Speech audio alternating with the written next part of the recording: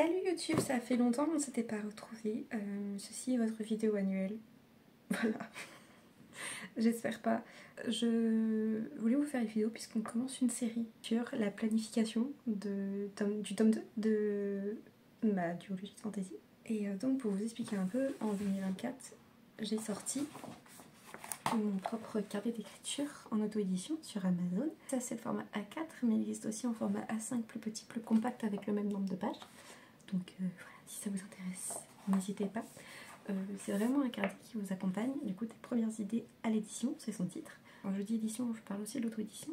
C'est vraiment destiné à tous les auteurs, toutes les autrices qui écrivent, toutes les autoristes. C'est vraiment un carnet hyper complet à compléter pour noter toutes vos idées, pour suivre vos chapitres, pour suivre en général l'écriture de votre roman, la réécriture. Il y a une checklist de choses à vérifier pour vous aider pendant la réécriture. Il y a des tableaux pour suivre vos envois en maison d'édition, en bêta lecture et en service presse. Il y a aussi un endroit spécial pour planifier ou noter vos séances d'écriture. Il y a plein de pages pour faire du brainstorming, pour structurer votre intrigue et tout ça. Pas eu grand succès malheureusement, mais si jamais vous aimez le papier, vous aimez les carnets et si vous aimez juste écrire à la main, bah, n'hésitez pas, voilà, il est sur Amazon. Il existe aussi en format numérique et il est dans l'abonnement Kindle. Donc ça veut dire que si vous avez l'abonnement Kindle, vous pouvez l'avoir entre guillemets gratuitement. Il y a aussi plein de... Si un carnet complet, c'est pas pour vous.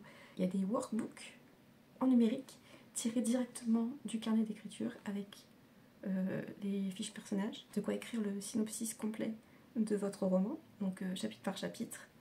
Il y a de quoi structurer votre intrigue avec le voyage du héros et la structure en 3 actes. Et j'en oublie certainement, mais en tout cas il y en a 4 ou 5 de sortie. Donc si jamais ça vous intéresse, n'hésitez pas à jeter un coup d'œil. Et bon, du coup je vais commencer à planifier le tome 2. Voilà, je vais vous montrer un petit peu. Je dois cacher un petit peu parce que forcément c'est un tome 2 donc c'est du spoil. Mais en gros ce que je suis en train de remplir pour l'instant, avant c'est des pages... pour vous expliquer la structure en 3 actes et le voyage du héros et les fiches personnages. J'ai passé cette étape-là parce qu'en soi, mes fiches personnages sont déjà établies, mais il y a des choses que je vais quand même devoir remplir. Par exemple, sur l'évolution du personnage. Et en vrai, ça fera pas de mal d'avoir des vraies fiches déjà établies, surtout que là, c'est un tome 2, du coup, forcément, beaucoup de choses vont changer. Du coup, je suis en train de remplir cette première page pour, en gros... résumer l'intrigue. Oups. Pour résumer l'intrigue du roman. Donc je suis en train de faire ce petit paragraphe là. J'ai déjà résumé mon truc en une ligne. J'ai écrit au crayon de papier parce que je suis pas très sûre de moi. Comme ça me permet d'effacer, de recommencer si jamais il y a besoin plus tard, si jamais les choses changent. Mais en tout cas pour le moment je remplis cette première page pour m'aider un petit peu à travailler sur l'idée générale du roman. Et on se retrouve ensuite quand j'attaquerai les choses très sérieuses.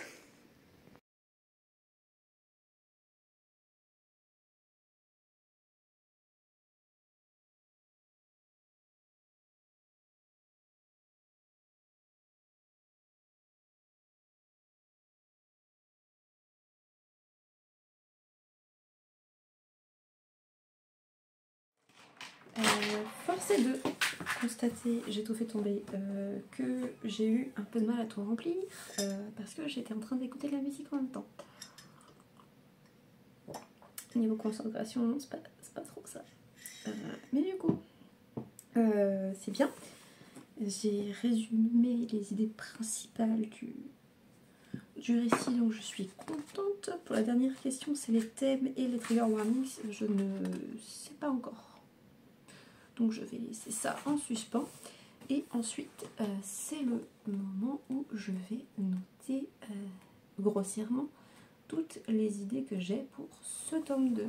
J'ai déjà un peu d'avance, puisque pendant la réécriture du tome 1, j'ai eu quelques idées qui tiennent sur plusieurs pages. Donc voilà, je vais donc recopier ceci et éventuellement commencer à développer ce qui me plaise et celles pour qui j'ai des idées et des besoins d'écrire. Et en gros, les pages de word building pures les pages de brainstorming pour les idées sont comme ça. Il y en a plusieurs, il n'y en a pas que deux. Il y en a beaucoup. Et un peu plus loin, il y a un tableau avec... il y a une double page avec 2 tableaux. Donc une pour les idées que je ne vais pas garder. Et une pour garder celles que j'aimerais développer.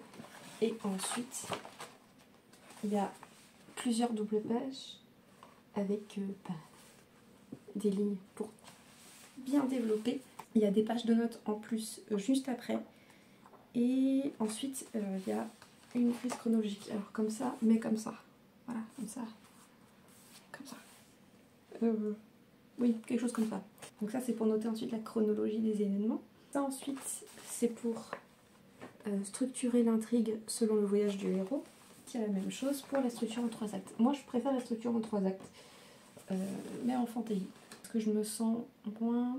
C'est peut-être bête, mais voilà. Point de vue, je vais pas en avoir besoin, mais je vous le montre. Il y a une double page.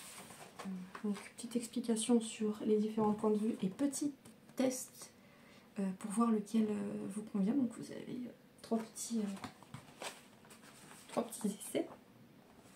Et ensuite, vous avez mes pages préférées. Ça sera pas pour tout de suite, je vais pas vous mentir. Ça sera pour une autre vidéo. Ça, c'est mes pages préférées. Il y a 50 pages comme ça, où en fait, vous avez littéralement tout pour suivre votre intrigue, le contenu de vos chapitres, et tout pour suivre également la réécriture. Donc, je vous explique, parce que je ne sais pas si on va bien voir, mais en haut, vous avez donc le numéro de votre chapitre, son état, c'est-à-dire est-ce qu'il est en cours d'écriture, de réécriture, de relecture finale et de correction. Vous avez également des petites questions, genre qui il y a dans cette scène, qui y a dans le chapitre, où se passe le chapitre, quand, si jamais vous avez une idée d'une date, d'un jour ou quoi. Le ton du chapitre, est-ce qu'on est plutôt dans des ambiances un petit peu sombres, est-ce qu'il y a plutôt de la tension, est-ce que c'est plutôt romantique, est-ce que c'est plutôt joyeux, un peu les émotions abordées dans ce chapitre. Et une bonne dizaine de lignes pour résumer en gros votre chapitre. En bas, j'ai laissé un espace, c'est pour prendre des notes. Vous prenez votre carnet et s'il y a des choses que vous aimeriez déjà réécrire, qui vous vont pas ou des nouvelles idées, et ben vous les notez juste ici. Voilà. Le petit rond qui est là, sur les côtés. Moi en fait j'ai un code couleur selon mes types de scènes, si c'est des scènes plutôt, si ça renforce la relation entre les personnages, si c'est plutôt de la romance, si on y fait des révélations, si c'est des scènes qui sont violentes, et bah du coup j'ai mon code couleur personnel. Sinon vous pouvez en faire ce que vous voulez, genre par exemple si vous avez plein de personnages, couleur par personnage, ça peut même pas être des couleurs, ça peut être des chiffres, ça peut être des symboles, vous en faites ce que vous voulez, mais voilà, c'est un petit plus. Moi j'aime bien codifier par couleur mes chapitres. Là vous avez tout ce qu'il faut pour suivre vos séances d'écriture, donc même les planifier. Donc il y a la date, la durée, l'objectif, le total que vous avez écrit et un commentaire.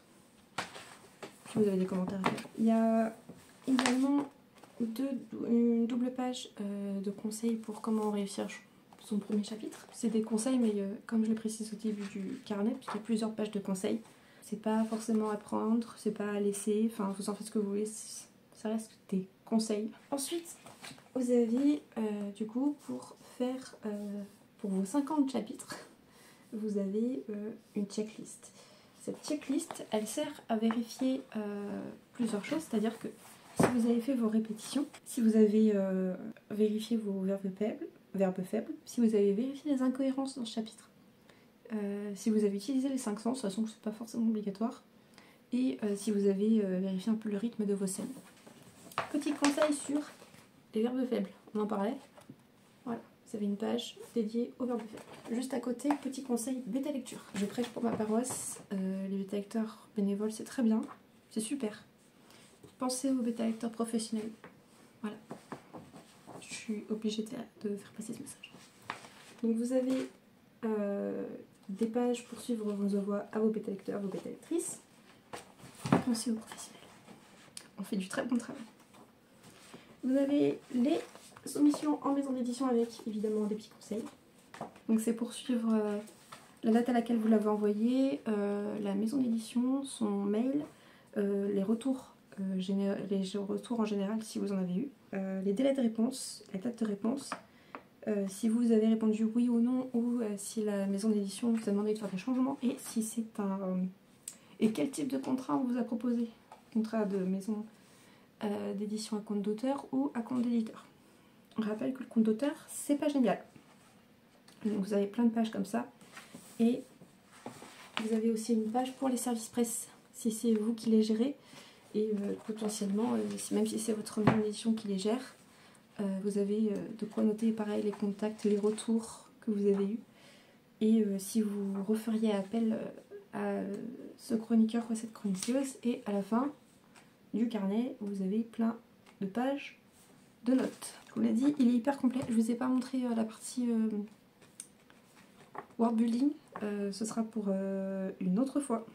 Mais au moins, vous avez le début. Enfin, vous avez une partie. Donc pensez-y à ce petit carnet d'écriture. Travaillez 6 mois dessus.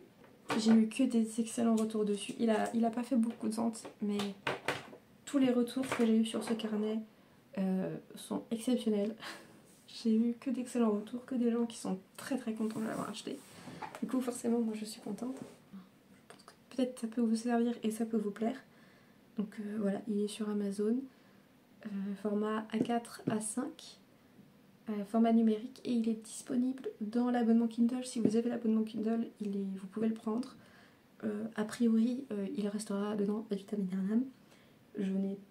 J'ai pas prévu d'enlever le carnet d'écriture même s'il fonctionne pas. C'est vraiment, je l'ai fait, il est là et il restera là. Voilà, donc j'espère qu'il trouvera son public et j'espère qu'il trouvera preneur.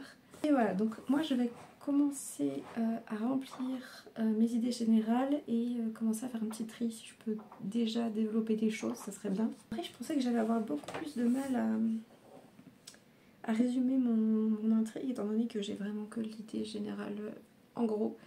Mais finalement, a priori, j'ai déjà un bon fil conducteur, avec plusieurs sous-intrigues en plus. Donc, yes!